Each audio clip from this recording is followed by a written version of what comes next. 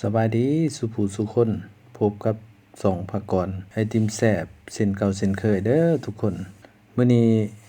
มาในเมนูแกงเห็ดขนขาวใส่ปลาเด้อพี่น้องเด้อนี่ปลาแม่บ้านก็ได้เกียมไว้เรียบร้อยแล้วพี่น้องอันนี้แม่นยอดบักเด้อพี่น้องเด้ออันนี้เป็นผักนางตู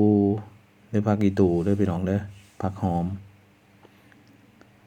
อันนี้แม่น้ำยานางเด้อพี่น้องที่ขันเอาแต่น้ำมันเอากองไว้เรียบร้อยพี่น้องนี่แต่บ่ได้ขึ้นให้เบิ่งเด้อต้นขันน้ำยานางเนาะหลังจากนั้นก็ไปข้าง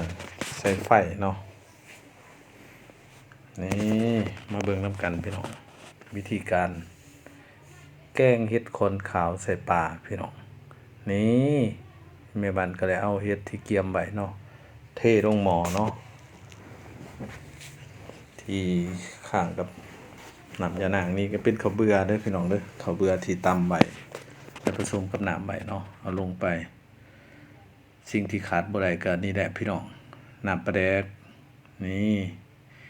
เมนูอาหารบ้านหน้าเฮาพี่น้องสิ่งที่ขาดบ่ได้คือน้ำปลาแดกนั่นเองพี่น้องใส่ผงนัวอันนี้ก็ใส่ลงไปเนาะมักนัวหลายก็ใส่หลายเด้อพี่น้องบ่มีสูตรตายตัวเด้อสำหรับสูตรแกงเห็ดขนขาวนี่ก็ได้แต่ละภาคแต่ละท้องถิ่นบ่คือกันเด้อพี่น้องบ่ว่ากันเนาะนี่ใส่ลูกโลดลงไปเนาะมักเผ็ดหลอพี่น้องนี่หลังจากนั้นก็สิโคเล่เข้าเนาะโคเล่ให้มันเข้ากันเนาะก็ค้างไว้รอถาข้าวเบื่อสุกเนาะพี่น้องเนาะนี่ในระยะรอถาข้าวเบื่อสุกก็สิคอยโคเล่ไปเรื่อยๆเด้อพี่น้องเพื่อบ่ให้ข้าวเบื่อติดก้นหม้อเด้อพี่น้องนี่เอาฟ้ามาง่อมไว้เนาะให้มันเดือดแล้วก็คอยขลุ่นไปเรื่อยๆพี่น้องบ่ให้ข้าวเบื่อติดก้นหม้อเด้อพี่น้องเด้อจนกว่าที่ข้าวเบื่อจะสุกพุ่นแหละพี่น้องมันจังสิบ่คอยติดก้นหม้อเนาะในระยะที่ว่าหม้อกำลังคอยเดือดขึ้นนี่แม่นให้โคเล่เรื่อยๆเด้อพี่น้องนี่อัดไว้เนาะคอยโคเล่ไปเป็นระยะเด้อพี่น้องเด้อนี่แต่ว่าน้ำเดือดแล้วเนาะนี่ก็ข้าวเบื่อสิเริ่มสุกเลยเด้อพี่น้องเด้อนี่มาลุ้นน้ำกันพี่น้องบานาตาเวลาสำเร็จแล้วนะบานาตามันสิออกมาเป็นตนารับประทานอยู่บ่พี่น้องนี่อันนี้เป็นแกงเห็ดขนขาวใส่ปลาเด้อพี่น้องปลาเนี่ยเพิ่นก็สิใส่น้ำหลังภายหลังที่เขาวเบื่อสุกเรียบร้อยเนาะเขาวเบื่อสุกเป็นทีครับหมดแล้วเพิ่นจะใส่ปลาลงไปเนาะถามเขาใส่พร้อมกันนี่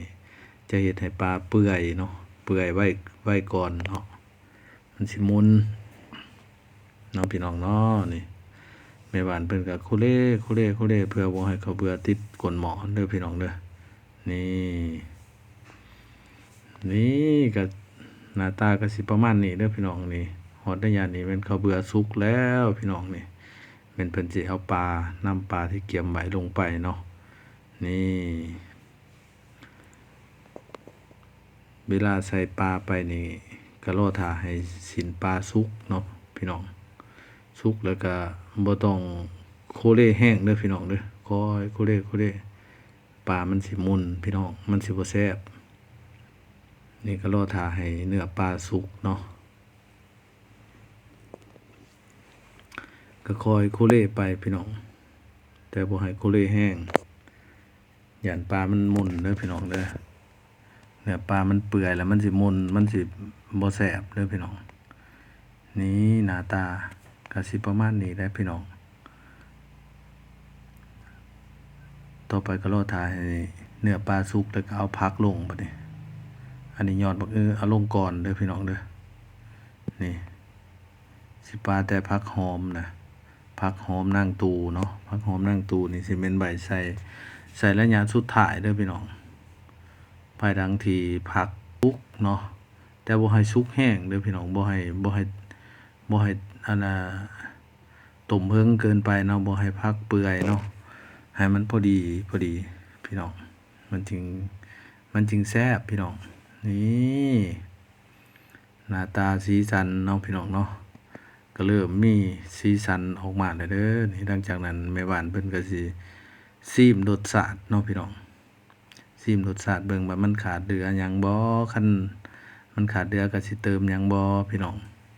นี่แม่บ้านยกโป้แสดงว่าใช้ได้แล้วเด้อพี่น้องรสชาตินี่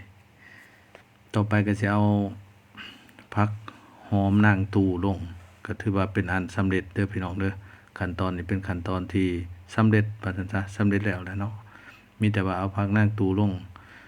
ให้มันยบได้หนึงก็ปรุงเลยพี่น้องย่อออกจากเตาไฟเลยเนาะเพื่อบ่ให้ผักเปื่อยโพดเด้อพี่น้องเด้อนี่ก็ประมาณนี้เด้อทุกท่านที่ว่ามาฮอดนี้ถือว่าสำเร็จเด้อพี่น้องเด้อการแกงเห็ดขนขาวใส่ป่าเนาะพี่น้องเนาะฝากเด้อทุกท่านฝากกดไลค์กดแชร์กดติดตามให้ส่องภาคกรหน่อยเด้อเพื่อเป็นกำลังใจให้ส่องภาคกรเฮ็ดคลิปให้ท่านได้เบิ่งได้ชมไปนำกันเรื่อยๆเนาะพี่น้องเนาะนี่แม่หวานก็ตักเนาะถือว่าพร้อมเสิร์ฟแล้วพี่น้องนี่หน้าตาก็สิประมาณนี้เด้อทุกท่านเด้อนี่หน้าตาเป็นตานารับประทานอยู่บ่ทุกท่านมาแซ่บๆนำกันเด้อบัดนี้บ๊ายบายเจอกันคลิปหน้าเด้อ